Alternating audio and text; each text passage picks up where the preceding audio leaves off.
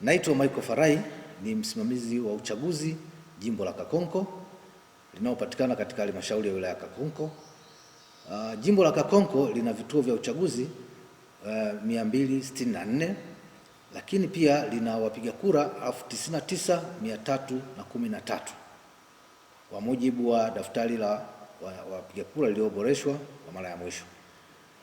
Jimbo la Kakonko tumejiandaa katika uchaguzi, tumejiandaa, maandalizi yote yako sawasawa kwa 100%, tukianzia kabisa katika uandaaji wa vituo vya kupigia kura ambavyo nimevitaja 264. Vituo vyote vimekwisha andaliwa na viko tayari. Maandalizi mengine ambayo yamekishafanyika ni pamoja na kubandika orodha ya wapiga kura ambao wananchi wamekwisha kuzikagua na tayari wako tayari kwa ajili ya kupiga kura.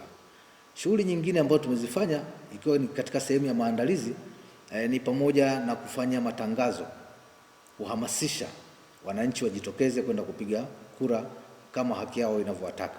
Tumehamasisha katika vitongoji vyote 365 ambavyo vituo hivyo 264 vinapatikana.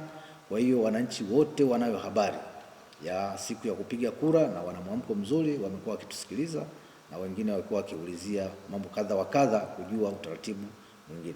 Kwa hiyo inatupa imani kwamba wananchi wanafahamu na wameshapata taarifa vizuri kabisa kwa ajili ya kupiga kura.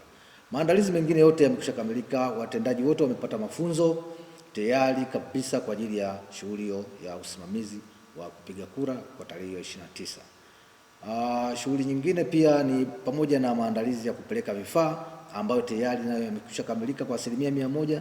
Vifaa vimeshapelekwa na wananchi wako tayari kule kupiga kura na vifaa vyao viko tayari. Kwa kila kitu kinaendelea vizuri, kila kitu kimefanyika kwa 100%. Hatuna mashaka yoyote. Upigaji kura utaanza mapema saa 1 kama kawaida na kuishia saa 10 bila changamoto yoyote.